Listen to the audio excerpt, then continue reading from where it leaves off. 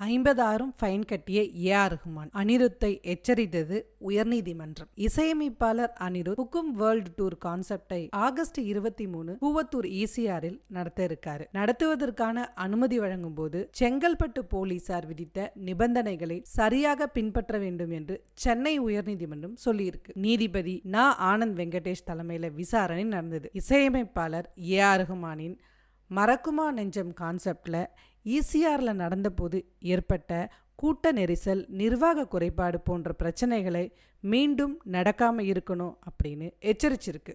VCK MLA Panaiyur Babu தாக்கல் செய்த மனுவின் பேரில் விசாரணை நடந்தது.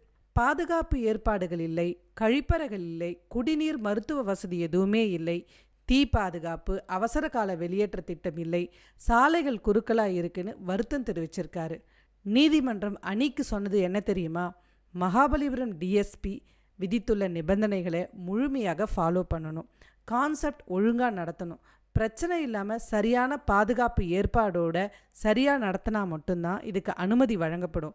ஏற்கனவே ஏ.ஆர். ரஹ்மான் கான்செப்டில் நடந்த நெரிசல் கோளாறு மீண்டும் நடக்கக்கூடாது. அதுக்காக ஏ.ஆர். ரஹ்மான் 50,000 ரூபாய் ஃபைன் கட்டியிருக்காரு. அதனால் கவனமாக நடத்த சொல்லியிருக்கு நீதிமன்றம். அனிருத்தோட கச்சேரி நிச்சயம் நல்லா நடக்கணும் அப்படிங்கிற எண்ணத்தையும் அவர் தெரிவிச்சிருக்காரு. மக்களே, நீங்களும் பார்த்து எச்சரிக்கையாக கான்செர்ட்டில் பங்கேற்கவும்.